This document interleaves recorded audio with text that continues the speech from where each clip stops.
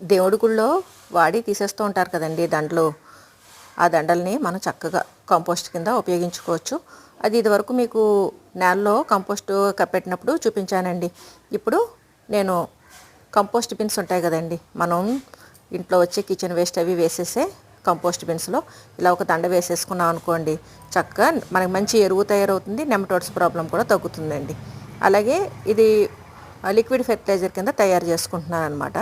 ఓడబ్ల్యూడిసి ఉంటుంది కదండి, అది కొద్దిగా తీసుకున్నాను. దాంతోపాటు రకరకాల కాయగూర చెత్తలు, బియ్యం కడిగిన నీళ్ళు అన్నీ వేస్తున్నానండి. వాటితో పాటు ఇప్పుడు ఈ బంతిపూల దండ కూడా వేసాను అనమాట. మనం ఇలా ఉదయం సాయంత్రం కలుపుతూ ఉన్నాం అనుకోండి, చక్కగా ఒక 15 డేస్కి ఈ సారాలన్నీ దిగండి, మంచి బలమైన లిక్విడ్ ఫెర్టిలైజరు మన మొక్కల కోసం రెడీ అవుతుంది. ఆ లిక్విడ్ ఫెర్టిలైజర్ని మనం డైల్యూట్ చేసుకుని ఇచ్చుకున్నాం అనుకోండి, చక్కగా మొక్కలు బలంగా ఆరోగ్యంగా పెరుగుతాయి. అలాగా వాడేసిన దాంట్లో ఉపయోగించుకోవచ్చండి.